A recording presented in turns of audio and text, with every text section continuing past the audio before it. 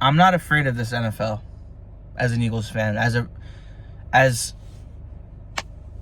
good as other teams are, I'm not afraid of them. I watched the Washington Commanders go scoreless for over 25, damn near 30 minutes of the second half, basically. From when they last scored in the second quarter to when they scored their touchdown in the fourth quarter against the New York Giants.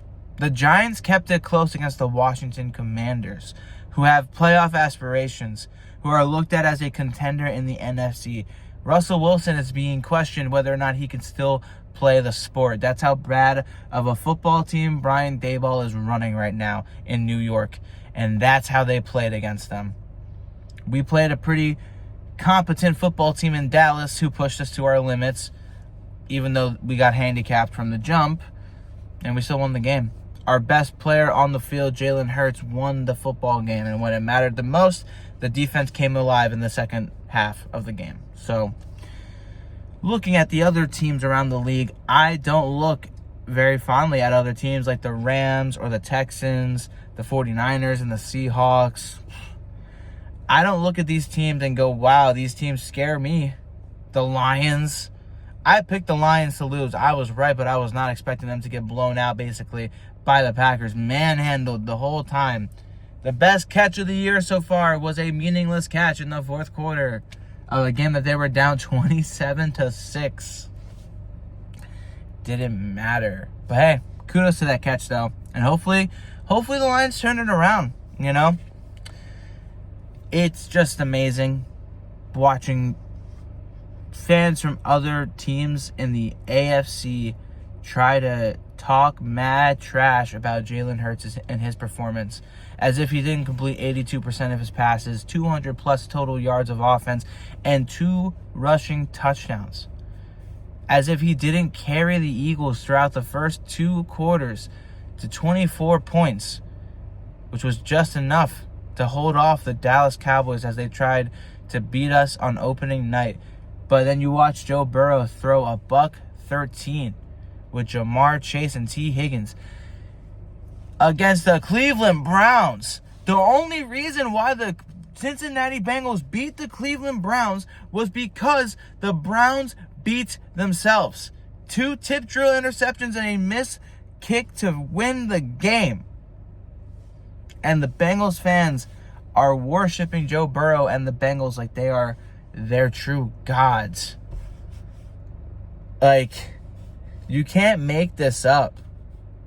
You can't make this up. The only teams that should be talking because of how great their players on offense performed are the Buffalo Bills and the Baltimore Ravens. The 2 favorites to be in the AFC Championship game. The 2 favorites to represent the AFC in Super Bowl 60 in Santa Clara.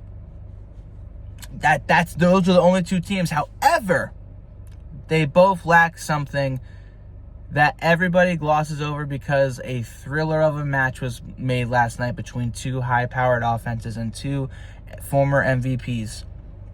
A defense. What's that saying? Offense wins games, but defense wins championships. Don't underestimate the value of a very good defense, and that's exactly something that everybody continues to do because the offenses are entertaining, the offenses are flashy and fun and exciting, but when it comes down to it, when the going gets tough, who has the ring and the Super Bowl MVP? Who keeps winning and defying all odds despite the disrespect that he continuously gets? Number 1, Jalen Hurts in Philadelphia. Nobody wants to give us any sort of credit. And now we're favorites in Kansas City.